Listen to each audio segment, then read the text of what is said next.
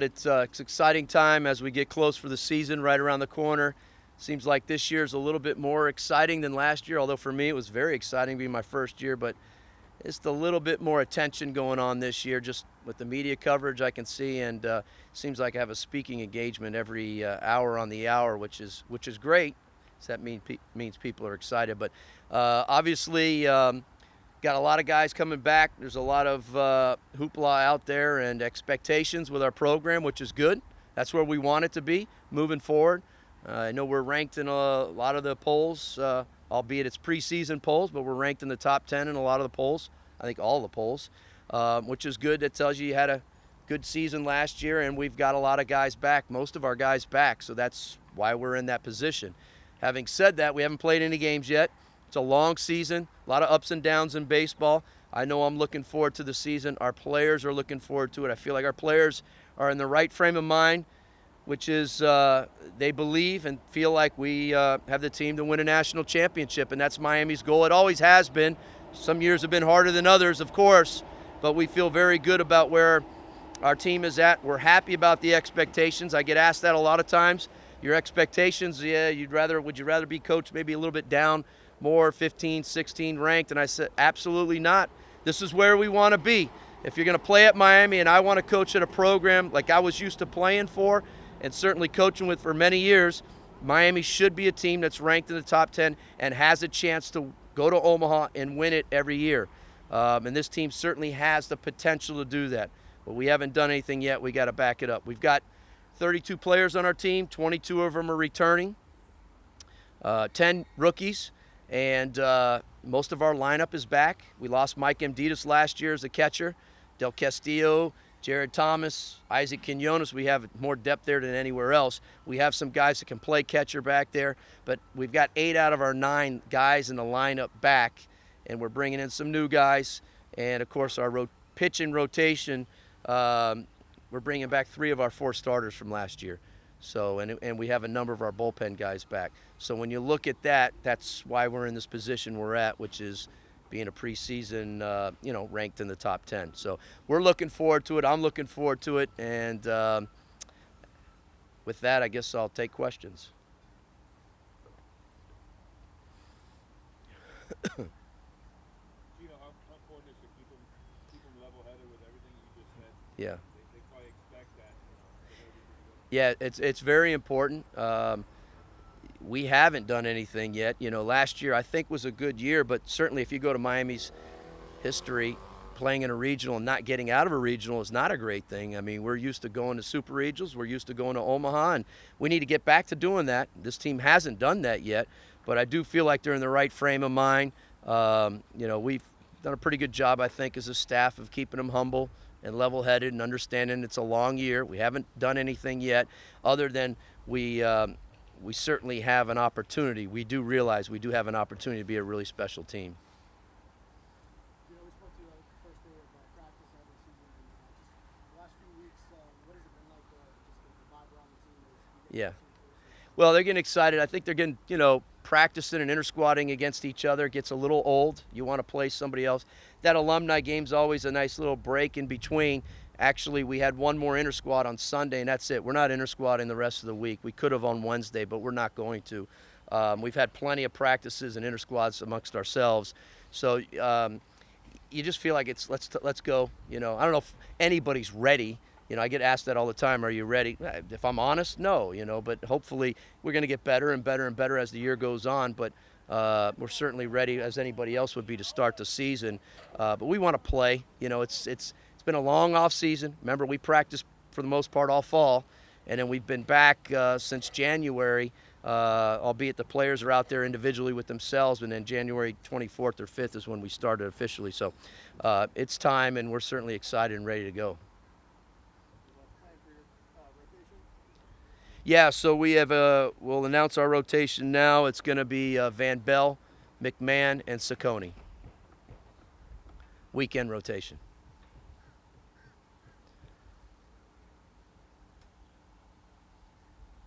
You thought about what Friday night's going to feel like? Obviously, you've experienced several opening night matches. Yeah. This season especially. I don't know. Last year you would have thought it for me, for me personally as a head coach first time, it just felt very regular and normal for me. I think for our players, again, have an experienced team. You know, that obviously everybody should have some butterflies and whatnot. That's what you want to have inside you. But, you know, for the most part, we do have an experienced team. I'm sure the rookies, they're going to be a little bit more nervous maybe or anxious. I don't know what the right word is than the other guys. But for the most part, that's part of having an experienced team and a lot of guys back that they've gone through this now multiple times and they know what to expect. Because that first day always, any opening day in any with anybody in baseball, it's kind of a crazy day. There's a lot of things that go on that normally wouldn't go on.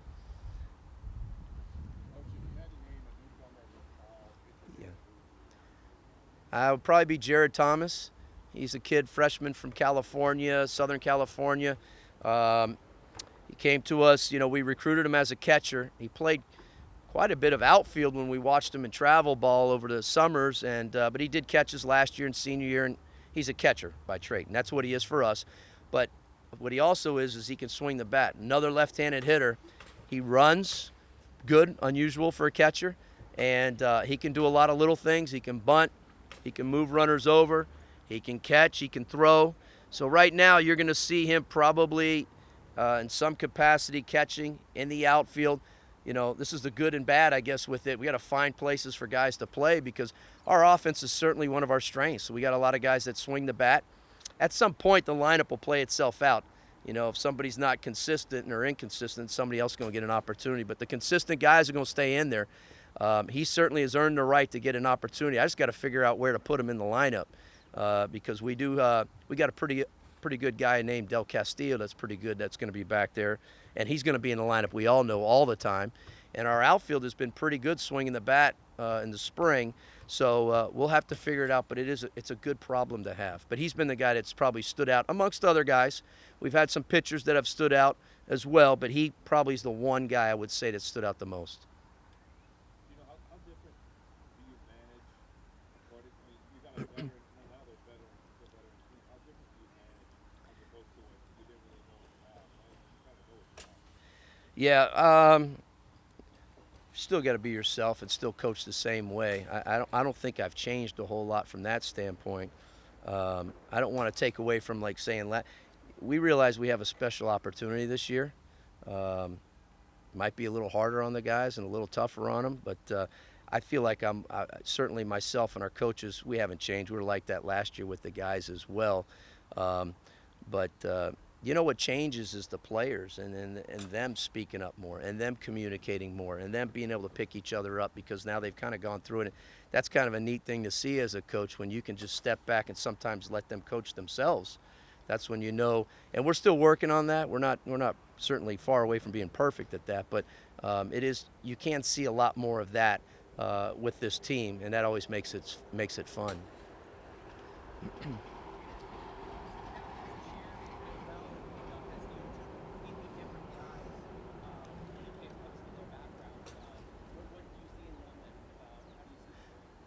Van Bell and Del Castillo and their backgrounds. Well, Brian, Brian was a guy, it's funny, he got hurt in high school, so he wasn't highly touted, went to a junior college and got hurt there, and so he's a fifth-year guy, by the way, but he came to us and really was just coming back from injury, so he wasn't at 100%. He wasn't the guy he is now. Matter of fact, he wasn't that guy last 2 years ago in the fall.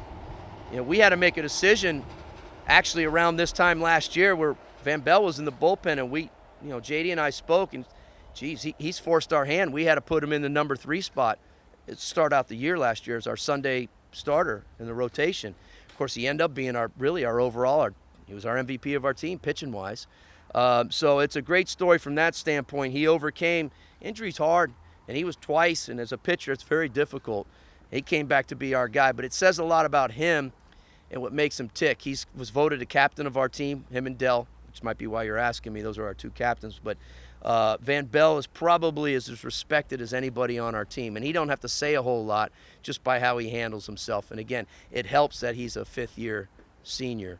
In regards to Del Castillo, Del Castillo's kind of comes out of the old school. He's a tough kid, tough mentally, works hard. You never really have to get on Del too much. He's a local kid. Of course, comes from a great family, as both the guys do. But Del Castillo, we knew from day one when we saw him as a freshman here at our camp that he can hit. That's just something that always stood out, and that hasn't changed at all. He's got a big responsibility this year being a guy behind the plate. And so that's something that's going to be important for us. But it's good to know that the players vote. The coaches vote and the players vote on the captains. It's not my pick. I don't override anything. And so those two guys were voted, they got the most votes from all the players and the coaches. So that says something right there about both those guys. How rare is it that a fifth-year senior is starting? Yeah, well, you don't see many of them because these guys always leave so quickly. You know, for us, juniors, the guys that come through their freshman year, they're gone normally after the third year. And if it's a transfer, they're usually here for 1 year. Van Bell, we're very lucky to get back. He could have been drafted last year. He was not drafted, thank God. And but, you know, he's a great pitcher. We're very, very fortunate to have him back. That makes our team, I'm not sure we're ranked in the top 10 in all these polls if you don't have him back on our team. So it's certainly, and being named the Friday starter tells you, I mean, the two other guys are first-round type guys. And McMahon and Saccone, they have first-round stuff. Let's just put it that way. If those guys have great years, they have a chance to go in the first round. Brian's not that kind of guy. He's not a 95, 96, 97 mile an hour guy. Slade hit 98, I heard in our alumni game, which I've never even heard that before. But Brian can pitch, and he's a competitor, and he's tough. And that's the guy you want on that Friday night. You're going to be pitching against, especially in the ACC, he's going to be pitching against a lot of first rounders. And he's the perfect guy for that. Anything else for Gino? Just qualities you look for in a younger player. Qualities? Qualities you look for in Yeah. a younger player, not just sticking power, leadership ability. Yeah, it's hard. It's very hard. I couldn't tell you that I saw that in Van Bell or Del Castillo. Recruiting nowadays is difficult because you commit a guy at a young age, they're not even allowed to be on your campus until their junior year. So you might be committing them through your camps. You're trying to get to know them as much as you can through the phones because they got to call you. But you don't get a lot of face-to-face until their junior year, which is crazy if you can believe that. And here we are investing in these kids, and them and us too, by the way. So the character thing is important, more maybe important now than ever. And so you've got to do your homework with the coaches, travel coaches, try to get to know the families, and as much as you can. And I just tell you, you're not always going to be right either. You get surprised, good and bad, both ways. But it does cause for a little concern when you're trying to get these guys so early. It's hard to do that. Coach, if anybody injured or suspended or anything like that you won't be seeing opening season? Well, we have a couple guys that are nicked up, but I believe they'll be fine come opening day. Josh Lauk had knee surgery in the off season, and so he's rehabbed that to be back, and I think he's about full go in terms of that. We do have a couple guys that won't be starting the season with us when we open up. That's Freddie Zamora and Carson Palmquist. That's just a violation of team rules, and I'm not going into it any further than that, but they won't be with us opening night. Just on that, follow how long? Do you know how long? I haven't decided yet. Yeah, I haven't decided. Anything else for Gino? Okay. Ray Gill?